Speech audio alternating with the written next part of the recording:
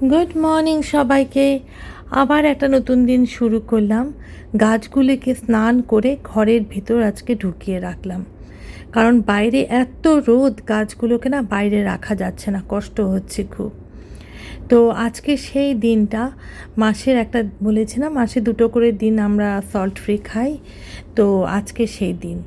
তো দিনটা শুরু করলাম, আমি একটু ডিটক্স ওয়াটার খেয়ে, সেটা কিছুই না, ওই হলুদ, তারপরে আদা, গাজর, বিট, গোলমরিচ, এগুলোকে আমি রস করে বের করে ওটাকে ফ্রিজে আইস মোল্ডের মধ্যে রেখে ওটাকে আমি ঠান্ডা করে রাখি, এবং তারপরে ওটাকে কৌটার মধ্যে বের করে রাখি। আর প্রতিদিন সকালবেলা ঘুম থেকে উঠে জলের মধ্যে দিয়ে খেয়ে নিই। একটু হয়ে গেল, একটু ভালো শুরু হলো, এটার জন্যই করি। আর আজকে তো অন্য কিছু মানে সেরকম কিছু রান্নাবান্না নেই, বাচ্চাদের জন্য আছে, আমাদের জন্য ভাজ করা কিছুই নিয়ে যাবে না, তো চিয়া পুডিং নিয়ে যাবে।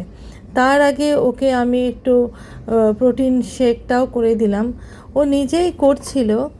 তো আমি বললাম যে দাও, তুমি অন্য অন্য কাজ করো, তোমার তো অনেক কাজ থাকে, তো তুমি প্রোটিনটা আমাকে দাও, আমি বানিয়ে দিচ্ছি। এটা তো কিছুই না, স্যাশে খুলে গুলিয়ে দিলেই হলো জলের মধ্যে।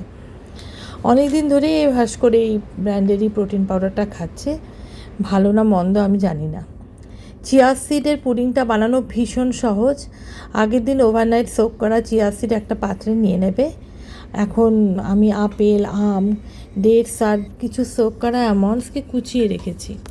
তারপরে সেটার মধ্যে তুমি ওই সোক করা অ্যামন্ডস আর ডেটস দিয়ে দেবে। আমি এর মধ্যে তো চিনি, তারপরে জ্যাগরি বা কোনো মধু কিছুই দেই না, এটাই থাকে, ভালোই লাগে খেতে, একটু দুধ দেওয়া থাকে। আর আপেল, আর এখন তো আমের সিজনে আম না দিলে ঠাকুর পাপ দেবে, তো সব কিছুতেই আমি এখন আম দিয়ে দিয়েছি। আর ভাস্কর না লিচু খেতেও খুব ভালোবাসে, লিচু, তরমুজ, সব রকম ফ্রুটসই ও খায়। আগে খেত না, এখন দেখি সব ফ্রুটসই খুব ভালো খায়। তো ওই তোমার লিচুটা উপরে দিয়ে দিয়েছি, মেশাইনি আমি দুধের সাথে। লিচুটা মিষ্টিও ছিল যদিও। আর পাশে একটু কাটা আম আর একটু পামকিন সিড দিয়ে দিয়েছি। তো এটাকে এভাবে রেখে তৈরি করে আমি আবার ফ্রিজে ঢুকিয়ে দিলাম, ঠান্ডা ঠান্ডা নিয়ে যাবে।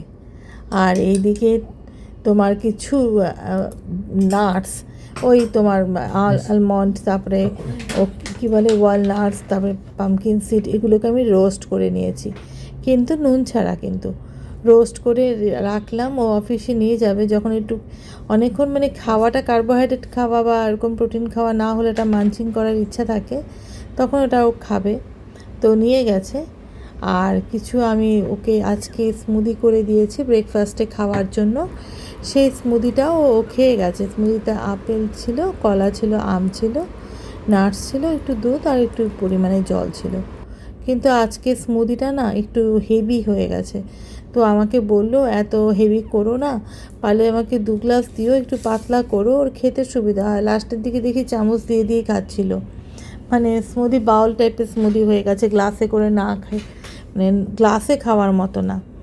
তো ওকে সব ফল টল দিয়ে রেডি করে আমি দিয়ে দিলাম।